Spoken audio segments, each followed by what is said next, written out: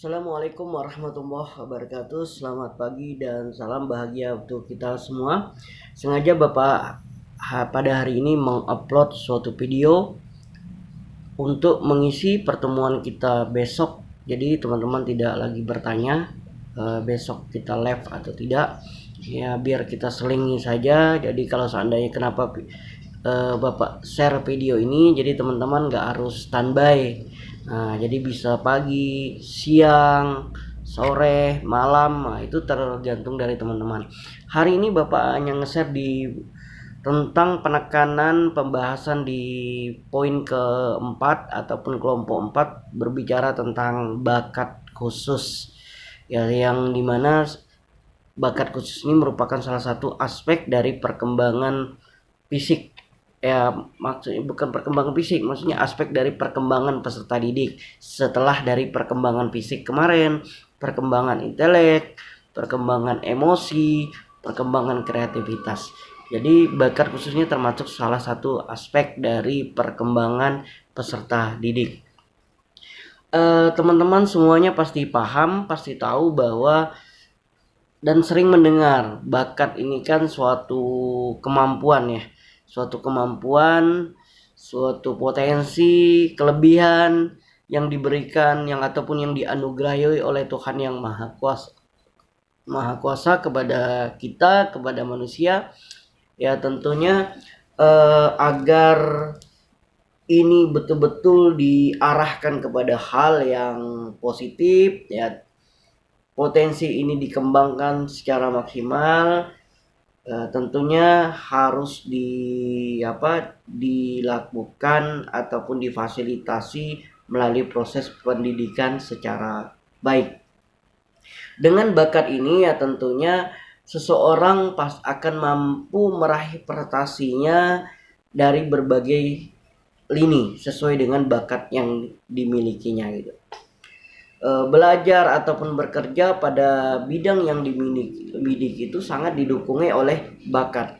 Anda belajar, Anda bekerja, rutinitas kita ya tentunya itu sangat didukung oleh bakat yang kita miliki, potensi yang kita miliki.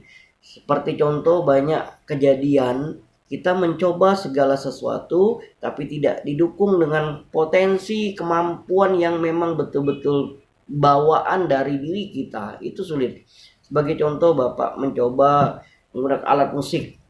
Ya, Bapak hobi musik, hobi piano, hobi gitar, hobi drum, tapi nggak punya bakat tentang itu, coba-coba hanya sekedar hobi. Batas kemampuannya hanya standar minimal saja gitu. Beda dengan orang-orang yang memiliki bakat. Jadi kalau sudah punya bakat hanya dipoles sedikit, ada wadahnya, ada serananya, itu jadi barangnya. Nah, bakat itu kan merupakan interseksi dari faktor bawaan dan pengaruh lingkungan ya, atau yang bisa difasilitasi tadi dengan lingkungan yang ada, sehingga muncul suatu kreativitas, aktivitas ya sesuai dengan bakatnya tersebut gitu. Beberapa teori ataupun beberapa ahli mengatakan ya, salah satunya Utami Munandar, orang psikologi juga, ya mengartikan bahwa bakat itu kan kemampuan faktor bawaan sebagai potensi, akan tetapi masih perlu dikembangkan untuk dilatih agar dapat terwujud suatu potensi atau bakat tersebut gitu. Jadi kadang-kadang di dalam persepsi ini, bakat itu adalah kemampuan yang merupakan daya untuk melakukan suatu tindakan hasil dari bawaan yang membutuhkan pelatihan gitu. Kartini Kartono juga menjelaskan bahwa bakat merupakan suatu faktor yang ada pada diri individu sejak pertama di awal kehidupannya, yang kemudian menumbuhkan perkembangan keahlian, kecakapan, keterampilan. Nah, itu. Jadi itu secara umum tentang bakat, teman-teman. Ya, dari ahli tersebut, tentunya kita dapat memetik suatu kesimpulan tentang bakat, bahwa bakat merupakan suatu kemampuan bawaan sebagai potensi yang masih perlu untuk dikembangkan dan dilatih agar potensi tersebut dapat terwujud untuk kepentingan dari diri seorang anak. Jadi semua itu membutuhkan wadah untuk difasilitasi. Kita sebagai guru ya harus mampu dan peka terhadap bakat-bakat anak. Ini implementasinya dalam perkembangan dalam pendidikan yang harus kita fasilitasi. Bakat seorang anak tidak akan muncul apabila kita tidak punya wadah, tidak punya stimulus untuk memfasilitasi bakat tersebut.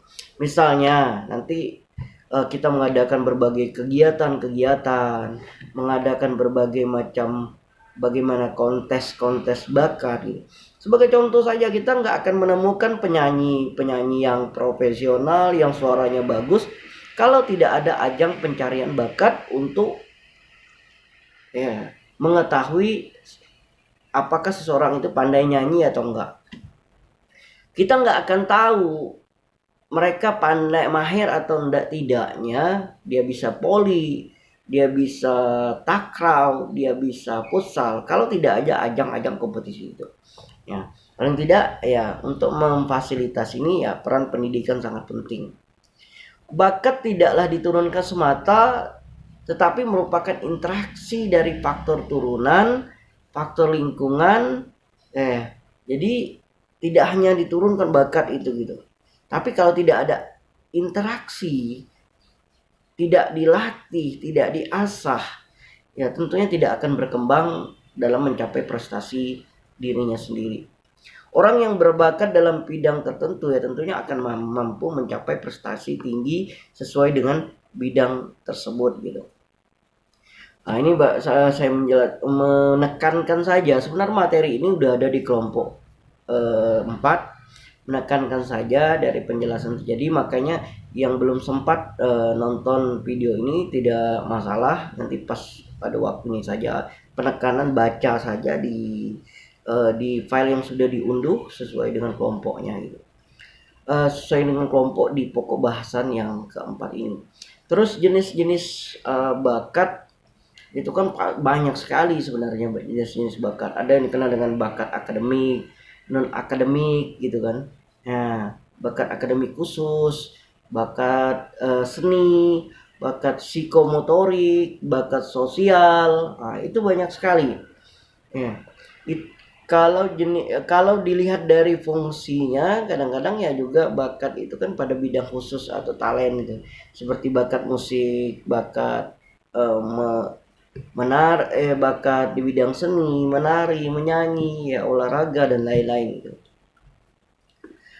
Yang perlu kita ketahui bahwa bakat bukanlah merupakan trait atau sifat tunggal dalam diri individu gitu, melainkan sekelompok sifat yang secara bertingkat ya membentuk suatu kemampuan apa yang dinamakan bakat tersebut.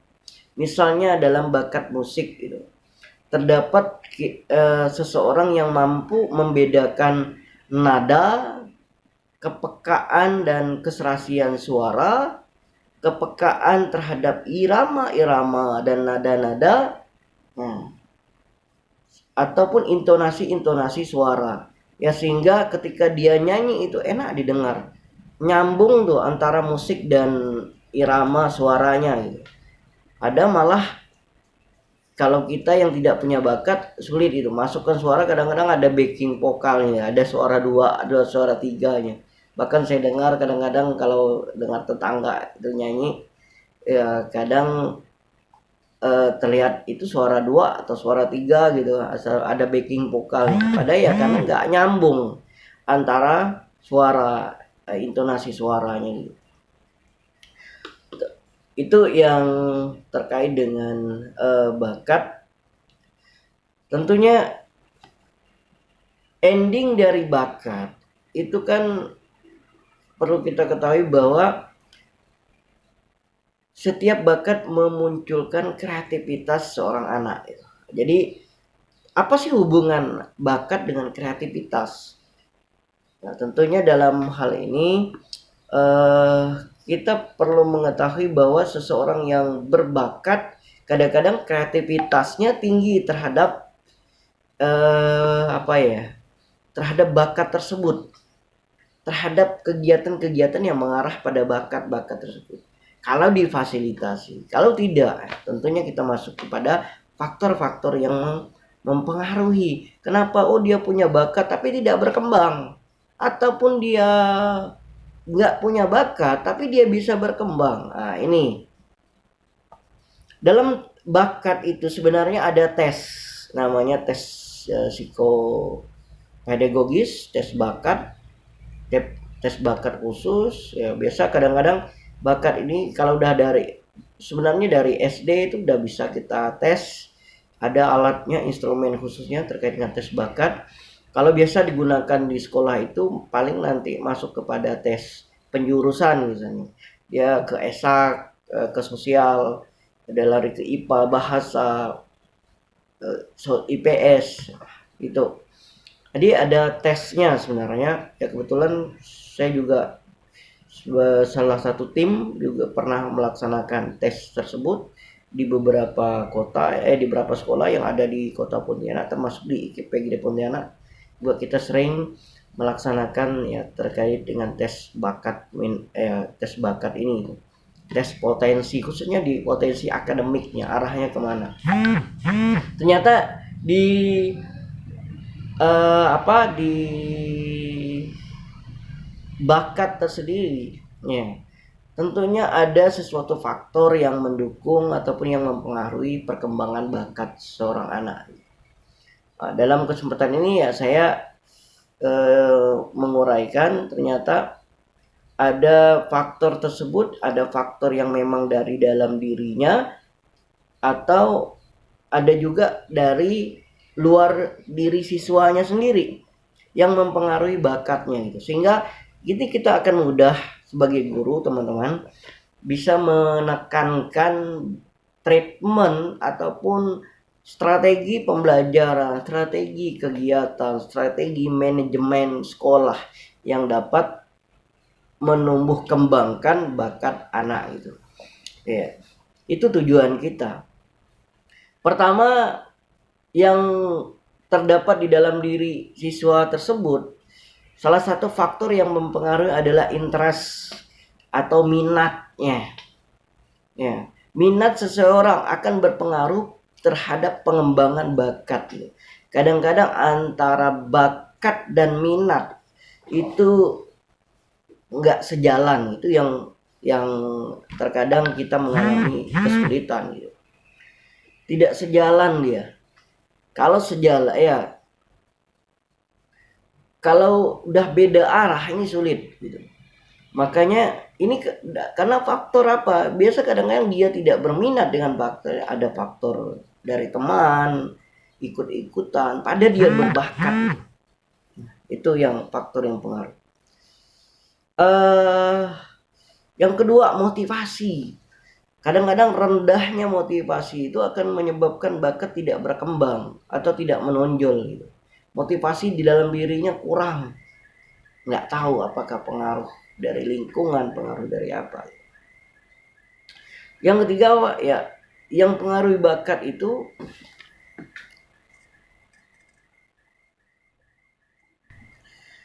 yang mempengaruhi bakat itu adalah value. Ya, seorang beri arti terhadap pekerjaan ya, sehingga bagaimana dia berupaya, dia harus mampu menghargai bakat yang dimilikinya. Terus kepribadian, konsep diri, itu juga mempengaruhi bakat. Yang kedua, faktor yang mempengaruhi bakat itu sendiri itu faktor dari luar. Nah, misalnya tadi faktor manajemen sekolah, bagaimana daya pendukung, sarana dan prasarana, lingkungan sosial, lingkungan ya, proses penyelenggaraan pendidikan, program-program sekolah. Ya. Jadi ini juga mempengaruhi gitu, mempengaruhi proses perkembangan bakat anak. Dan paling tidak usaha guru ataupun kita dan kita sebagai orang tua, bagaimana perkaya anak dengan berbagai macam kegiatan, pengalaman sehingga muncul aktivitas, muncul nanti ya kemampuan, muncul bakat dan ya potensi yang ada di dalam dirinya. Dorong dan bagaimana kita merangsang mereka untuk meluaskan kemampuannya, mengikuti berbagai kegiatan ketika masih dalam kondisi yang dalam arti potensi bakatnya masih berkembang gitu. Kita sulit nih memandang dia berbakat atau tidak, tapi dengan berbagai macam kegiatan, dorong dia dalam kegiatan, itu akan muncul bakat-bakatnya sendiri. Ya tentunya beri mereka penghargaan terhadap bakat usaha dalam mengembangkan bakat mereka, mau kecil, rendah ataupun tinggi itu tergantung dari mereka. Sediakan bagaimana kita di sekolah menyediakan sarana dan prasarana untuk perkembangan bakat tersebut. Mungkin ini berkait dengan bakat sebagai materi. Sekiranya teman-teman bisa memahami lebih lanjut ya, dengan materi-materi yang sudah di-download dari kelompok 4 ya, bisa dipahami. Banyak dalam video ini hanya menegaskan saja terkait dengan ya khususnya di bakat khusus. Sekian, terima kasih atas atensinya yang sudah mendengarkan video ini. Bapak akhiri, wabillahi taufiq wa hidayah. Wassalamualaikum warahmatullahi wabarakatuh.